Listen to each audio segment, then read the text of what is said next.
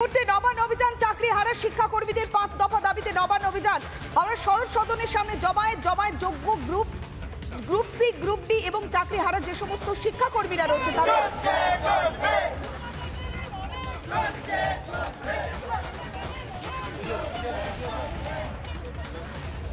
হাওড়া থেকে শুরু হয়েছে শরৎ সদনে জমায়েতের পর নবান্ন অভিযানের ডাক দিয়েছেন চাকরি হারা শিক্ষাকর্মীরা। চাকরি হারাদের রুখতে প্রচুর পরিমাণে পুলিশ মোতায়েন করা হচ্ছে, কিন্তু তার মাঝেই নাছোড় মনোভাব বৃষ্টির মাথায় নিয়ে আন্দোলন করছেন তারা।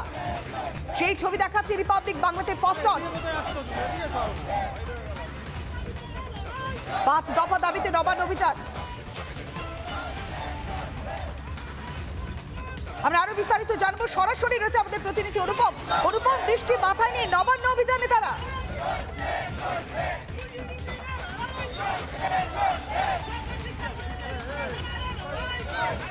দেখো, তোমায় জানি রাখি এই মুহূর্তে সেই মিছিল হাওড়া যে শরৎ সদন সেখান থেকে শুরু হয়েছে এবং আমার পেছনে তুমি দেখতে পাচ্ছ যে এই মুহূর্তে যারা শিক্ষাকর্মীরা রয়েছেন তারা এই মুহূর্তে আন্দোলনের পথে নেমেছেন, নবান্ন যাবেন তারা জানাচ্ছেন।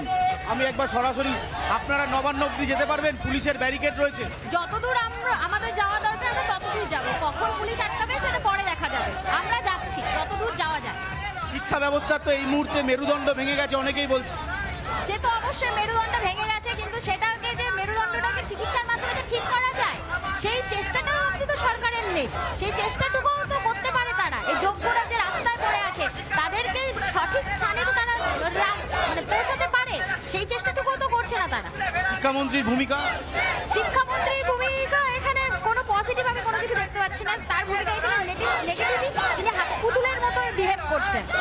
আপনারা নবান্ন অবধি যেতে পারবেন? চেষ্টা করবো নবান্ন অবধি যাওয়ার। শিক্ষা ব্যবস্থার এই মুহূর্তে কি অবস্থা? আপনারা তো নিজেরাই দেখতে পাচ্ছেন কি অবস্থা, আমরা রাস্তায় এসে দাঁড়িয়েছি আজকে। কলেজে মহিলারা ধর্ষিতা হচ্ছে, এখানে সেক্সুয়াল হ্যারাসমেন্ট চলছে, কি বলবেন? ওই বিষয়ে আমরা এখন কোনো কিছু বলার নেই, আমাদের মুখে ভাষা নেই কোনো রকম। অর্থাৎ বুঝতেই পারছো এই মুহূর্তে যে মিছিল শুরু হয়েছে সেই মিছিল নবান্ন পর্যন্ত তারা যাবেন, কিন্তু হাওড়া জেলা পুলিশের তরফে যে ব্যারিকেড করে দেওয়া হয়েছে নবান্নর যাওয়ার আগে বিভিন্ন জায়গায়, সেইখানেই তাদেরকে আটকে দেওয়া হবে। 1 কিলোমিটারও রাস্তা তাদেরকে সম্ভবত যেতে দেওয়া হবে না। সামনে বিশাল পুলিশ বাহিনী, পেছন দিকে আমার দেখতে পাচ্ছ তুমি এই যে র্যালি, সেই র্যালি ইতিমধ্যেই শুরু হয়ে গিয়েছে এবং এই র্যালি চলবে একেবারে নবান্ন অভিযান পর্যন্ত তারা যেতে চাইছেন। আমি সেই ছবি দেখাচ্ছি, তুমি দেখতে পাচ্ছ যোগ্য গ্রুপ সি গ্রুপ ডি অধিকার মঞ্চ, এদের ডাকে নবান্ন অভিযান। সেই নবান্ন অভিযান এই মুহূর্তে শুরু হয়েছে হাওড়া শরৎ সদন থেকে। সেই মিছিল ধীরে ধীরে নবান্ন অবধি যাবে, কিন্তু জেলা প্রশাসনের তরফে যেটা বলা হচ্ছে যে এই মিছিল নবান্ন অবধি যাবে না, তার আগেই বিশাল ব্যারিকেড করে তারা আটকে দিচ্ছেন। ফলে সব মিলিয়ে এই মিছিলের দিকে তো অবশ্যই আমাদের নজর থাকবে, কিন্তু রাজ্যের এই মুহূর্তে যা শিক্ষা ব্যবস্থা এবং যা শিক্ষার হাল, তাতে কিন্তু চিন্তার ভাঁজ বাড়ছে সমাজের বিভিন্ন স্তরের মানুষের মধ্যে। কারণ শিক্ষাঙ্গনেই ধর্ষিতা হচ্ছেন আইন কলেজের ছাত্রী, শিক্ষাঙ্গনেই যৌন নির্যাতনের শিকার হচ্ছেন যারা সেখানে পঠন পাঠনের জন্য আসছেন। এই পরিস্থিতি চলছে গোটা বাংলা জুড়ে। বাংলার বিভিন্ন কলেজে অনৈতিকভাবে রিক্রুটমেন্ট তো রয়েছে, পাশাপাশি এই ধর্ষণের ঘটনায় রাজ্যের শিক্ষা ব্যবস্থার বেহাল চিত্র সেটা যেমন উঠে আসছে, একইভাবে শিক্ষামন্ত্রী, রাজ্যের মুখ্যমন্ত্রীর ভূমিকা নিয়েও প্রশ্ন তুলছেন আন্দোলনকারীরা।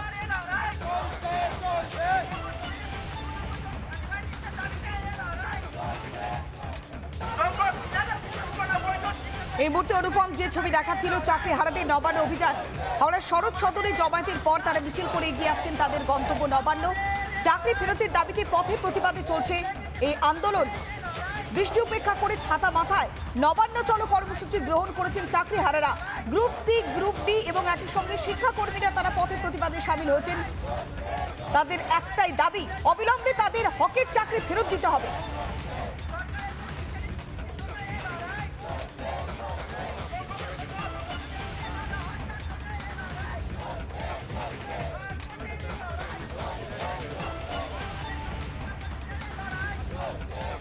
পাঁচ দফা দাবিতে নবান্ন অভিযান চাকরি হারা শিক্ষাকর্মীদের। আবারও যাবো সরাসরি, আমাদের প্রতিনিধি অনুপম রয়েছে আমাদের সঙ্গে। অনুপম, বৃষ্টি উপেক্ষা করে তারা পথে প্রতিবাদে সামিল হয়েছে, তাদের আত্মপ্রত্যয় কতখানি চোখে পড়ছে?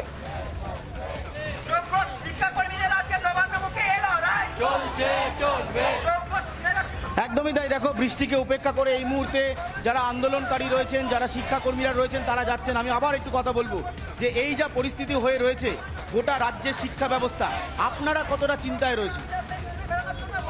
আমরা শিক্ষাকর্মীরা 4 মাস হয়ে গেল, আমাদের স্কুলে যাওয়ার অনুমতি নেই, আমাদের বেতন নেই, আমাদের যা স্কুলে কাজ ছিল সেগুলো আমরা করতে পারছি না। শিক্ষা ব্যবস্থা একদমই ভেঙে পড়েছে, টিচাররা শর্ত সাপেক্ষ স্কুল যাচ্ছে, আমরা যেতেই পারছি না। আমাদের ফেরানো নিয়ে সরকারের কি বক্তব্য সেটা শুনতেই আজকে আমরা এসেছি। শিক্ষা ব্যবস্থা একদমই স্তব্ধ, কোনো রকম চলছে স্কুল।